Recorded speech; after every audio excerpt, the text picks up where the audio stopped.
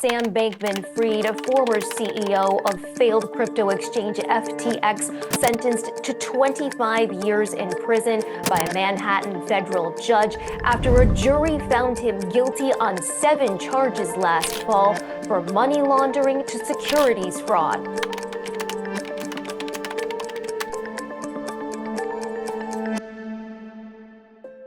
The cryptocurrency titan, recently condemned to 2.5 decades in prison, leaves behind a sector that is beginning to mature.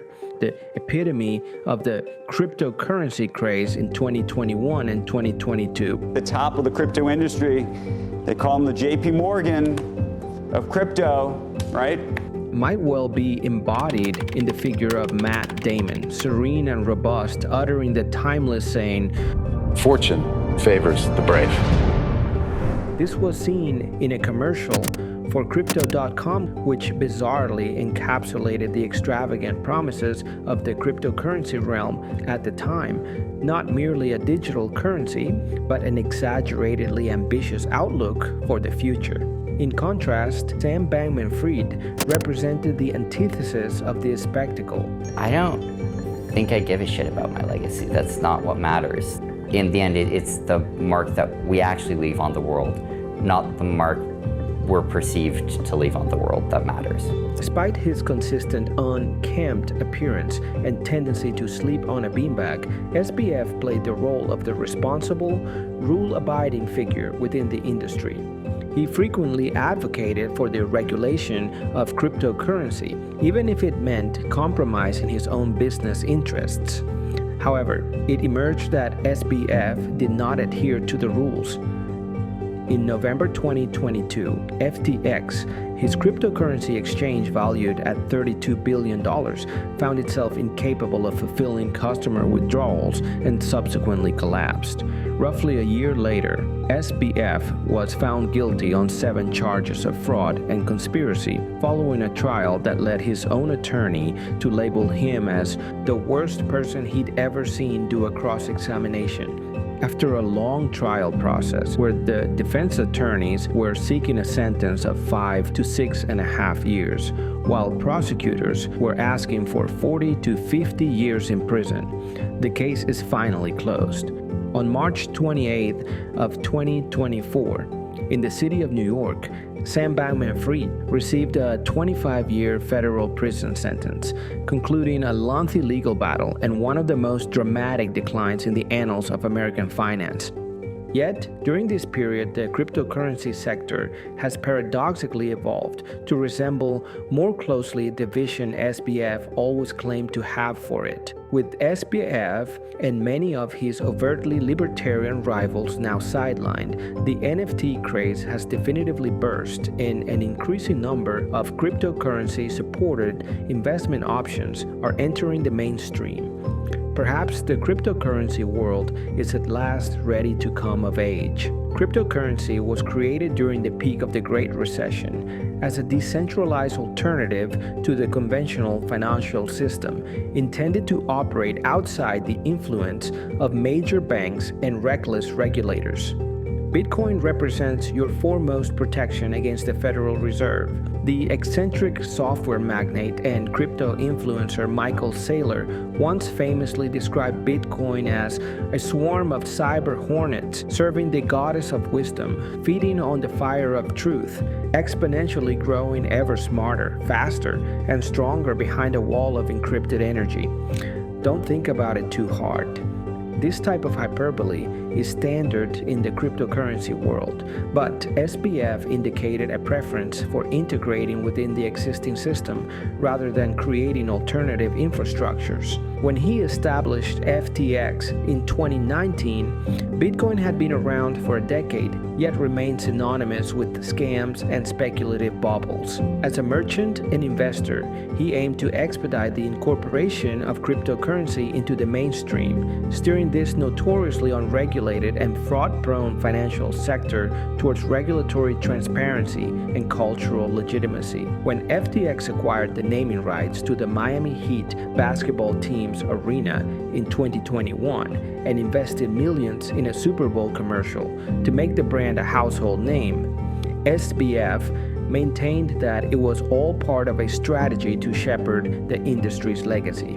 Nevertheless, this was all a consequence of SBF's meticulously crafted public persona, which contributed to his reputation beyond the financial sector. What determines how much we'll actually give away? We sort of set an order of magnitude uncertainty in that, right? Like, 100 million to $1 billion. And why do we set that uncertainty? Because we are out of things we feel really excited to fund this year. And on the other hand, we don't want to feel like if there's an incredibly important thing for the world that comes along, that we didn't leave ourselves the room to do that. His commitment to philanthropy. He once mentioned he would donate over $100 million to prevent Donald Trump's re-election in 2024. Supported a viewpoint that cryptocurrency was merely a means to wealth rather than an end in itself. During the trial, SBF's legal team highlighted his father's words, which explicitly stated, "Sam started FTX as a way to earn to give." This carefully shaped image was even presented at today's sentencing, where, according to a journalist, SBF's defense portrayed him as an animal lover and a philanthropist. And what of the current state of cryptocurrency?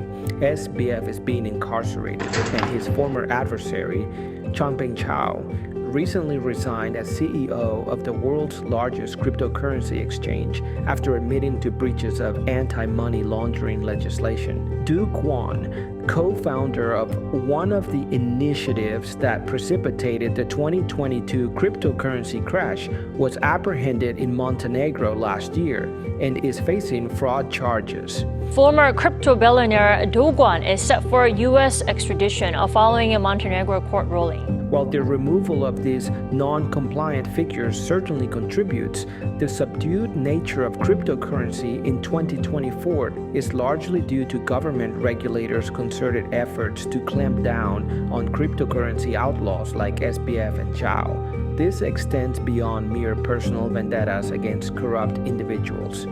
Gary Gensler, the SEC chairman and considered by many as the nemesis of the cryptocurrency industry, recently depicted cryptocurrency as a domain fraught with fraud and manipulation. What we try to do as a society is take some of the fraud and manipulation risk out of the markets by regulation.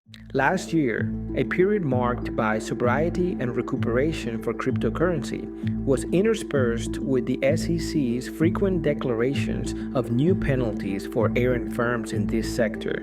Despite its lower cultural prominence compared to the zenith of 2021, the cryptocurrency industry appears to be on the path to resurgence.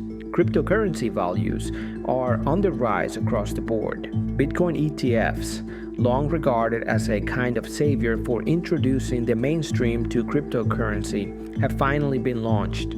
Moreover, venture capital firms focused on blockchain technology seem to be reawakening. This can be described as cautious optimism. Although cryptocurrency is unlikely to ever become the strictly law-abiding sector the US government might prefer, it now seems significantly more integrated into the existing financial ecosystem than it was a few years ago.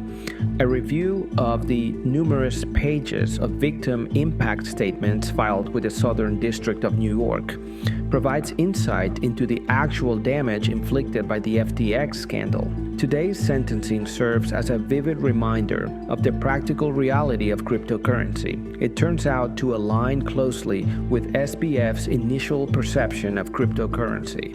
We will see how the crypto market continues to evolve in a post-FTX era as the Bitcoin ETF and other legit crypto projects drive true progress and investment to the industry.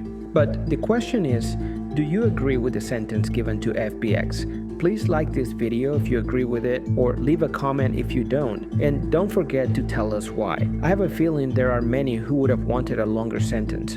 This is the end of the video. I hope you liked it, and if you did so, do me a favor and subscribe to the channel for more content like this. It really helps the channel grow. I hope to see you next time. Bye.